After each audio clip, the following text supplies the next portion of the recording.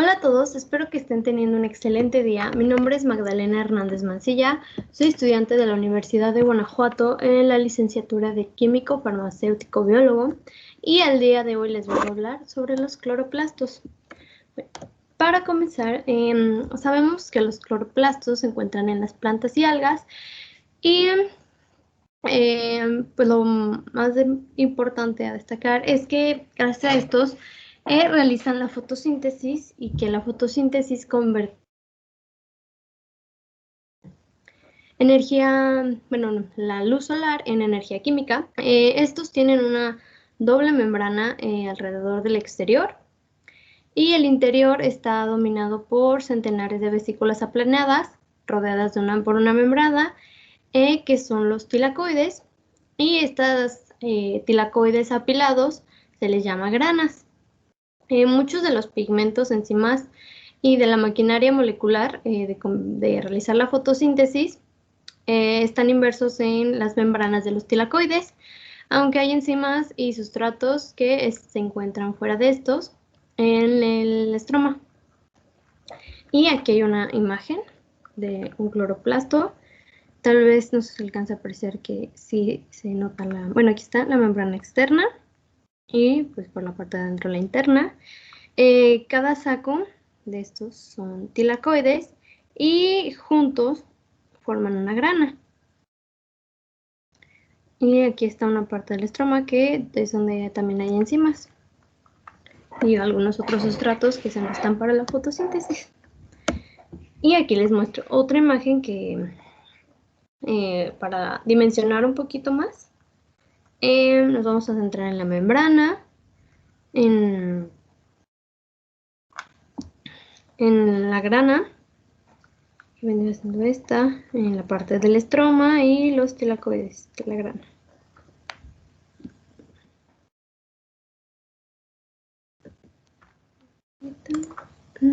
Listo. Los plastos, los cloroplastos son plastos con pigmento verde que captan la energía del sol y al captarla se puede llevar a cabo la fotosíntesis. Estos se sitúan en la periferia de la célula, alrededor de la vacuola central, y la posición de estos varía dependiendo de dónde se encuentra la luz, porque pues, la buscan. Con luz tenue, los cloroplastos se disponen paralelamente a la cara celular donde inicia buscando la máxima absorción de luz, como les mencionaba. Y con luz intensa, los cloroplastos cambian su posición y se orientan de manera perpendicular. Recapitulando esto rápido, con luz tenue baja se disponen paralelamente, y con luz intensa de una manera perpendicular, como podemos apreciar en esta imagen.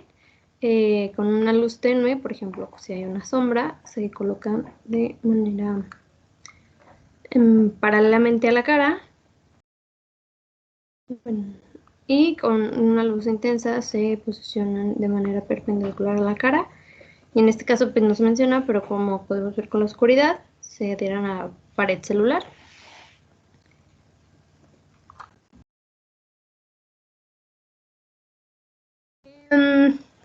En los otros vegetales que sean diferentes de algas, los cloroplastos muestran formas muy variables, como podrían ser de forma espiral, de forma estrella, de herradura y en forma semicilíndrica.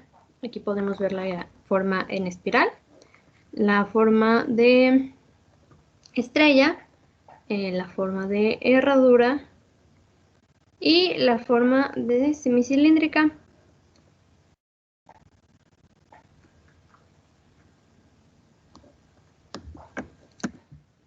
Hablando de la composición de estos, como podemos ver aquí hay una pequeña tabla que lo facilita. Hablando en porcentaje, está mayormente compuesto de proteínas de un 35,55%, y le siguen los lípidos de un 20 a 30%. Glúcidos, el porcentaje varía mucho, pero es de los que más predomina también. Clorofila, 9% aproximadamente. Los carotenoides y otros pigmentos de un 1 a un 5%. El DNA un 0.5% y el RNA de 1 a un 4%. La envoltura y el sistema de las laminillas. La envoltura del cloroplasto deja un espacio entre ambas membranas de unos 10 a 20 nanómetros y a este espacio se le denomina el espacio periplástico. Como lo podemos ver, bueno, tal vez está un poco pequeño, pero esta es la membrana externa, la membrana interna y el espacio marcado aquí entre estos dos es el espacio intermembranoso de las laminillas y así es como se observa.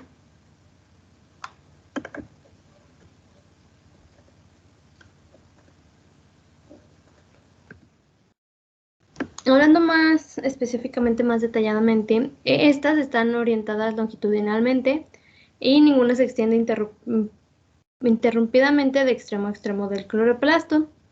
Las laminillas se originan a partir de imaginaciones de la membrana interna del cloroplasto, comparándose con crestas de la mitocondria. La continuidad entre la membrana interna de la envoltura del cloroplasto y las laminillas solo se ha visto en cloroplastos muy jóvenes, así que normalmente no son continuas en cloroplastos mayores. Hablando de los tilacoides, pues estos tienen una forma de disco que miden aproximadamente 0.5 micrómetros de diámetro y se superponen formando pilas de hasta 20 discos, 20 tilacoides, que se sitúan de trecho en trecho sobre las laminillas. Cada pila recibe el nombre de granum, que como les dije es grana, y en el plural granum. Y aquí hay otra imagen, las membranas, y en este caso pues nos centramos en que cada disco, un tilacoide, si hay 20, pueden formar pilas de hasta 20 discos que en conjunto forman una grana. Este se puede reconstruirse realizando cortes de 3 diferentes maneras, que es el sagital, el horizontal y el transversal, debido a su forma elipsoide. En este caso, en la imagen podemos ver un corte sagital. Es una característica de las laminillas longitudinales sobre las que se encuentran las pilas de los tilacoides, que forman dobles membranas de menor longitud que las laminillas.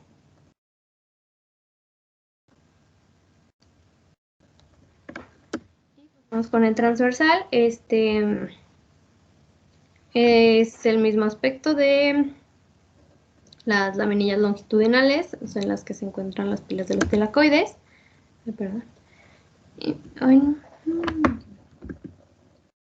Y establecen conexiones con las laminillas más cortas que las observadas en la sección anterior. Y en el corte horizontal, la sección horizontal, que es perpendicular a las secciones anteriores, los tilacoides aparecen circulares y emiten cortas laminillas en todas las direcciones, como podemos observar. Está concluido que cada cloroplasto contiene varias capas de laminillas paralelas, dispuestas en sentido longitudinal de un extremo a otro.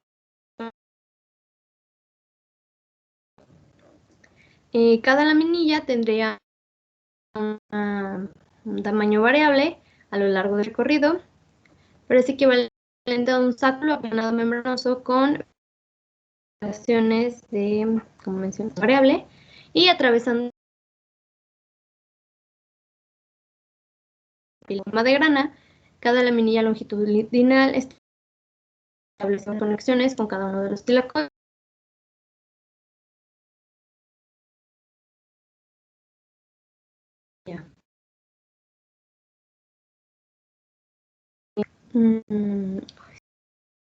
Están dispuestas en sentido longitudinal, paralelas, y aquí podemos observar que está la grana.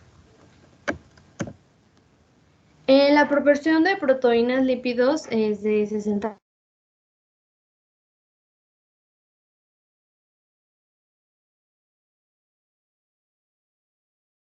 a 40, como pudimos observar anteriormente, aproximadamente.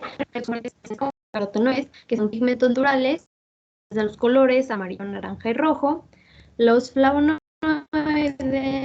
que son pigmentos también naturales, presentes en los vegetales y pues su función es los agentes oxidantes. También tenemos los terpenos que participan en la coloración, además actúan como repelente y de cierta forma aromatizan, facilitando que las plantas sean polinizadas. También podemos observar las quinonas, que son compuestos orgánicos que derivan formalmente de compuestos aromáticos. Entre los lípidos normalmente escasean la fosfato,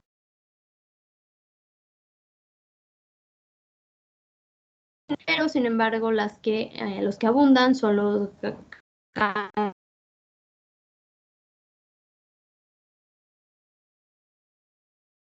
galactolidos en la parte de la membrana externa presentan proteínas de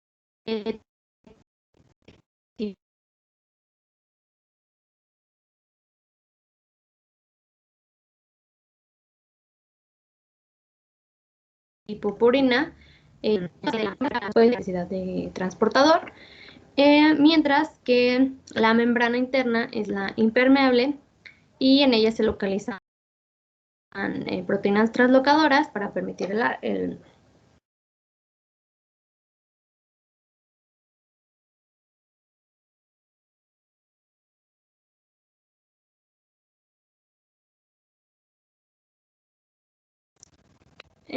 algunas de las proteínas translocadoras que tienen pues, el citosol hacia la parte. Otra sería pues los transportadores de ácidos dicarboxílicos, que lo que hacen es que intercambian el oxalacetato del citosol por malato del cloroplasto. En ambas membranas se encuentra un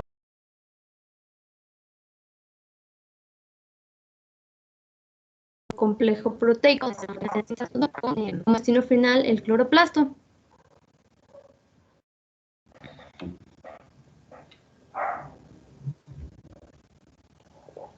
Las membranas de las laminillas y tilacoides poseen una composición que equivale a la mayor parte de proteínas, con un 50% aproximadamente, un 38% de lípidos aproximadamente y un 12% de pigmentos, principalmente clorofila, y en menor cantidad hay algunos carotenoides.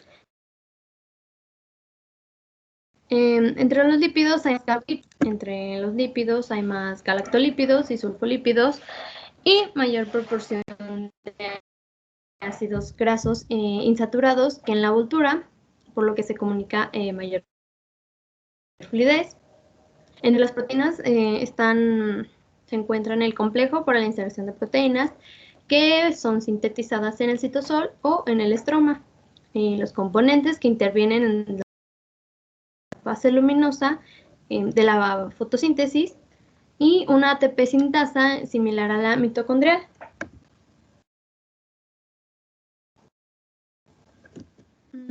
En el estroma del cloroplasto se encuentra el nucleoide, que es una doble hélice de ADN. Su disposición es circular y la longitud de este varía dependiendo de la especie, pero puede ir desde los 40 hasta los 200 micrómetros. Se considera que los cloroplastos evolucionaron a partir de las bacterias fotosintéticas. El estroma del cloroplasto contiene ribosomas de aproximadamente 70 unidades de sedimentación, similares a los bacterianos en estructura y también son sensibles a los antibióticos. En este caso, estos ribosomas, como sabemos, tienen dos unidades, que es la subunidad mayor y la subunidad menor. Y en este caso, la subunidad mayor contiene un RNA de 23 unidades de sedimentación, otro de 5 y otro de 4.5, mientras que la subunidad menor tiene un RNA de 16 unidades de sedimentación. Y hablando pues de lo más importante, que es la fotosíntesis, como les mencionaba anteriormente, este es el proceso mediante el cual sintetizan materia inorgánica a partir, bueno, utiliza materia orgánica a partir de materia inorgánica, como les dije, es transformar la luz solar en energía química, y la reacción global puede resumirse así: CO2 más 2 moléculas de agua producen CH2O y oxígeno más NH2. El agua es, es la que se da en este caso hidrógeno, macromoléculas de fórmula general, SH2O, que son los lúcidos, y se libera, bueno, O2. El O2 que se desprende proviene del agua, mientras que el CO se reduce para formar los glúcidos. Sabemos que son CH2O. Y la fotosíntesis se divide en dos partes, una que es la luminosa y la otra que es la fase oscura. Vamos a comenzar con la fase luminosa, en la que la luz excita la liberación de electrones de clorofila y activa el complejo formador del oxígeno, produciendo la fotólisis del agua con la constante liberación de oxígeno que se desprende. El hidrógeno 2 para la reducción del NDAP y el NADPH, y se realiza, bueno, la fase luminosa se lleva a cabo en las laminillas y en los tilacoides. Y tiene también, pues se divide en etapas. La primera etapa es la fotólisis del agua. En cada molécula de agua se separa el oxígeno del hidrógeno, y cada átomo de hidrógeno se separa de cada átomo de hidrógeno intratilacoidal del electrón que se dirige al fotosistema 2. La fotólisis es realizada por un complejo que forma el oxígeno, que está compuesto de una proteína periférica asociada a la cara abdominal del fotosistema 2, varios iones,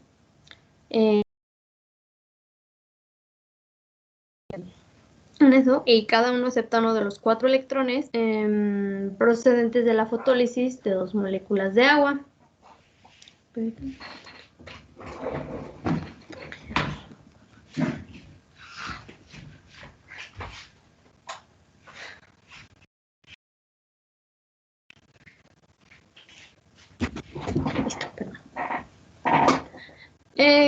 Como segunda etapa tenemos el paso de los electrones por el fotosistema 2, y este fotosistema es un complejo formado por varias unidades de un complejo antena captador de luz, también llamado LHC 2, y dentro de cada una consta de 3 polipéptidos y enlaza con 7 moléculas de clorofila. Bueno, 7 moléculas de clorofila A, 5 de clorofila B y 2 carotenoides. Además, también está formado por un centro de reacción, también llamado RC2, y este centro de reacción comprende a un complejo proteína-pigmento grande, llamado CC2, que tiene 40 moléculas de clorofila A y 2 polipéptidos.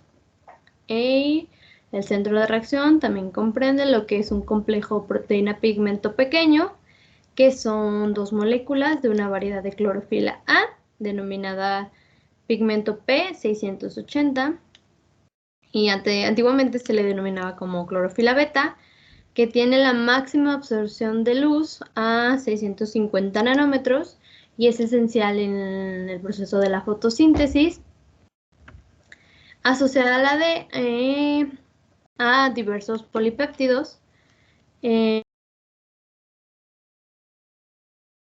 Cabe recalcar que diversas moléculas transportadoras de electrones son un complejo integrado por proteínas de 1 y de 2 y una molécula denominada feofitina, y dos moléculas conocidas como plastoquinona A y plastoquinona B, que son semejantes a la ubiquinona.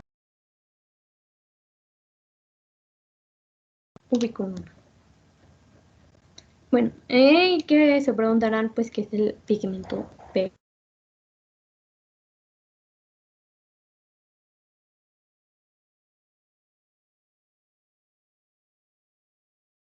P680. Este emite un electrón que al ser excitado por la luz, el complejo formador de oxígeno. Los electrones procedentes de la fotólisis son recibidos en el complejo formador de oxígeno y transferencia, que forma parte del complejo ya antes mencionado de 1 más de 2 y que a su vez nos transfiere el pigmento P680. Cada electrón emitido por el pigmento P680 está por una molécula de feofitina, que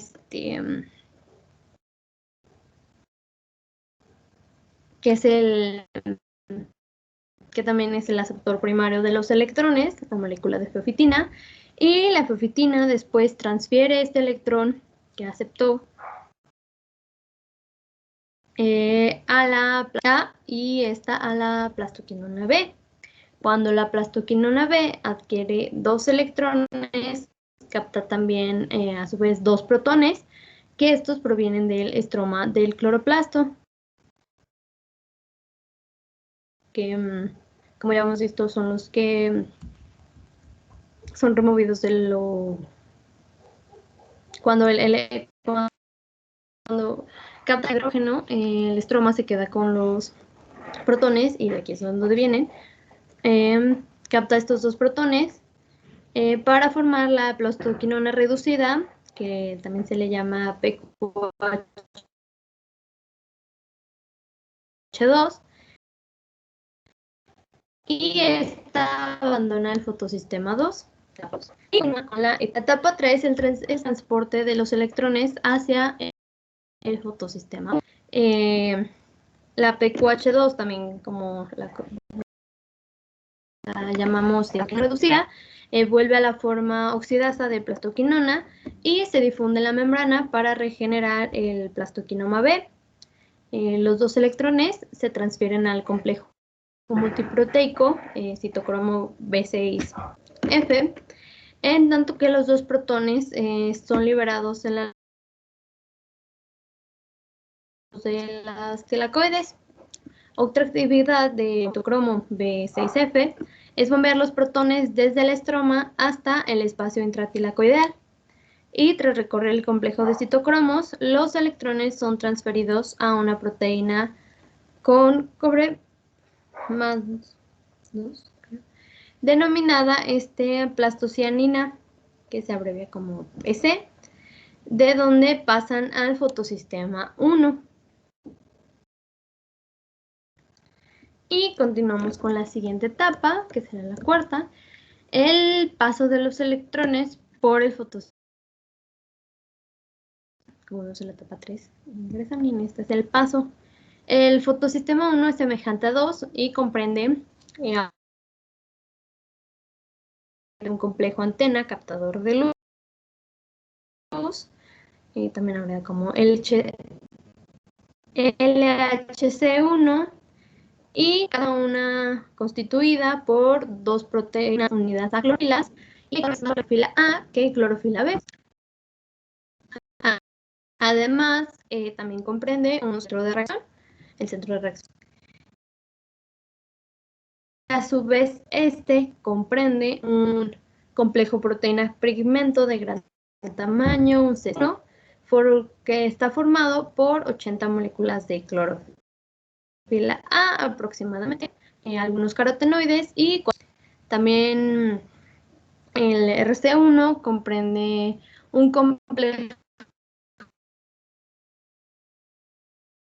de proteína pigmento y incluido por 2 moléculas de una variedad de clorofila A, denominado pigmento 700, antes se le conoce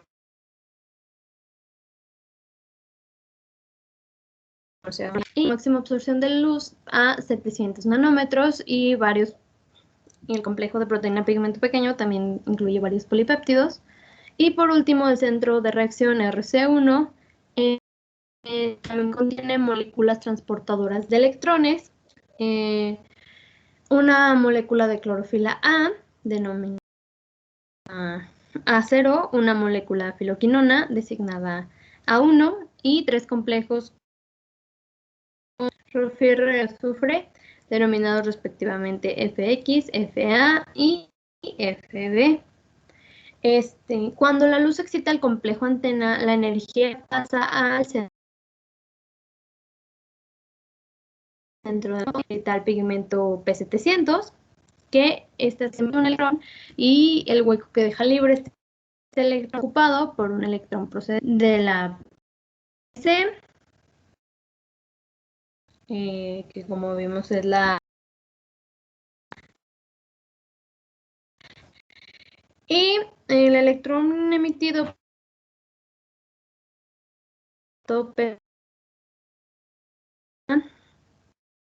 de donde es transferido a la molécula de filoquinonina, que conocemos como A1, para después pasar sucesivamente por los, como vimos antes, FX, FA y FB.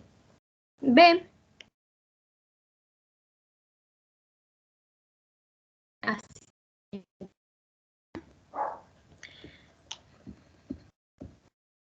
Como última etapa, tenemos el paso de etapa 5. Bueno, lo tenemos como la unión de los electrones y de los protones al NADP para la formación del NADPH. En el citosímono se encuentra una pequeña proteína con llamada ferrodoxina, y esta acepta los electrones procedentes de FB, que fue donde abandonaron. Y junto a la ferredoxina está la enzima ferredoxina NADP óxido reductasa, que se abrevia también como FNR, que transfiere los electrones de la ferrodoxina NADP en el estroma del cloroplasto, donde el electrón transferido se une un electrón del estroma, formándose así el NADPH.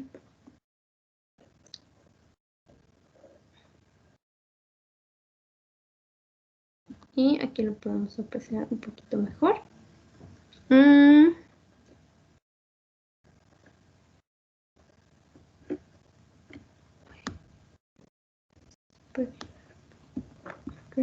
Compartir.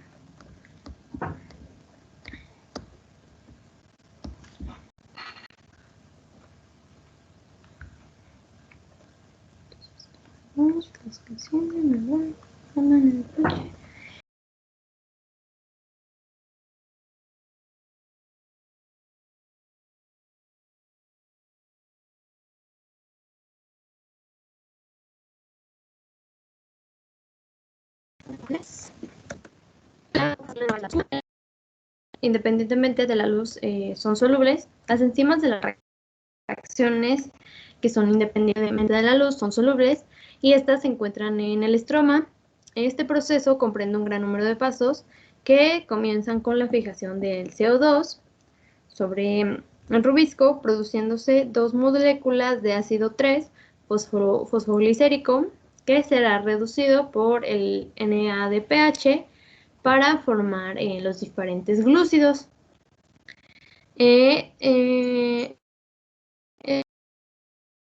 Esto pues se realiza con lo que ya conocemos como el ciclo de Calvin, en el que el ATP se utiliza como fuente de energía en varios.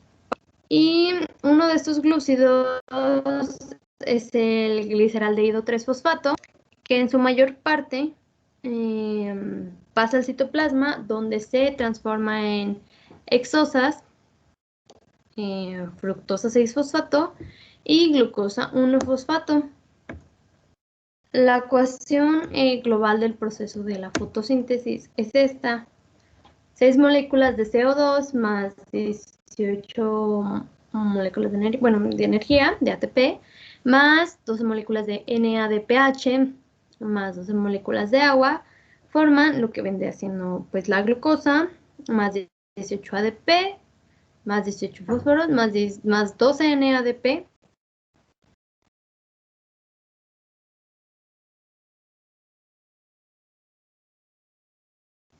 más 6 aguas y 6 oxígenos.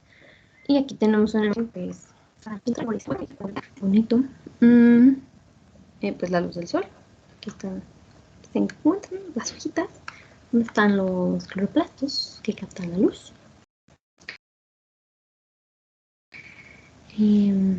Oscilacoide, y también el dióxido de carbono, y libera oxígeno. Algunas otras funciones de los cloroplastos, pues podríamos encontrar que son fundamentales para el metabolismo intermedio, pues producen la mayor parte de la energía, y el poder reductor en forma de ATP y NADPH, que son necesarias para las reacciones biosintéticas de la planta. Además, en los plastidios también se sintetizan bases púricas y piriminídicas,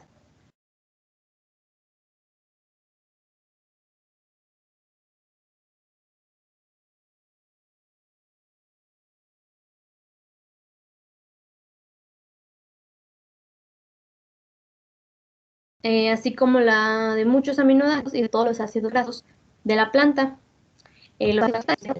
También en el estroma de los cloroplastos es donde se libera el amoníaco por la reducción de los nitritos, en los cuales vienen del citosol, donde se obtuvieron por reducción de nitratos.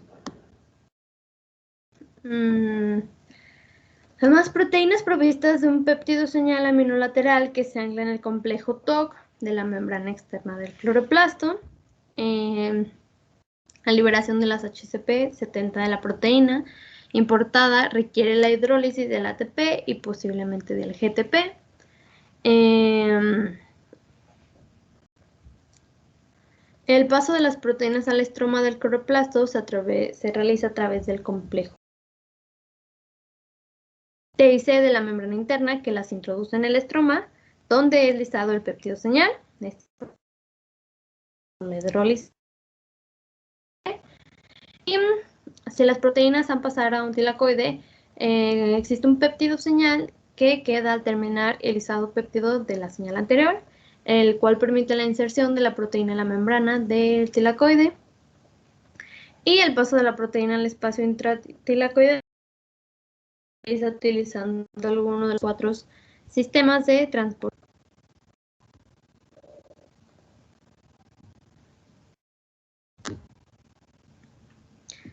De los transportes indicados, perdón.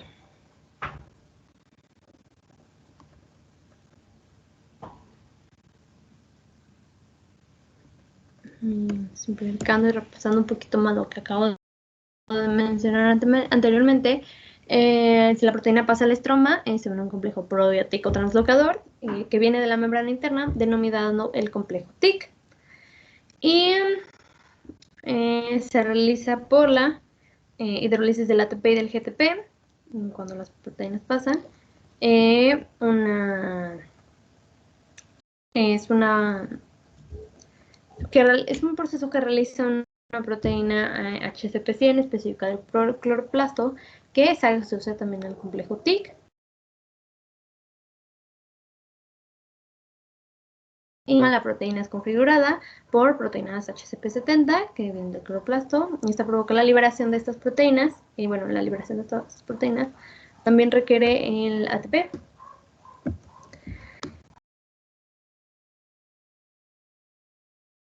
Tengo unos memes que dicen: ya sé la diferencia entre un cloroplasto y una mitocondria. Lista para el examen. No estoy lista para el examen, la verdad. Me falta estudiar mucho, pero bueno. Y el otro, yo quería ser verde como Mike Wazowski, pero no tengo. Lastimosamente, no. Si tuviéramos cloroplastos esos pigmentos podríamos hacerlo, pero no podemos. Bueno, y pues prácticamente eso sería todo de mi parte. Aquí les dejo las bibliografías de donde yo saqué la información, por si gustan checarlas, recapitularlas, comprobarlas, o les interesa más acerca del tema, pues aquí hay lugares donde pueden encontrar esta información confiable. Y eso sería todo de mi parte. Espero que les haya gustado el video, que les haya pues servido de algo. Muchas gracias por verlo y nos vemos.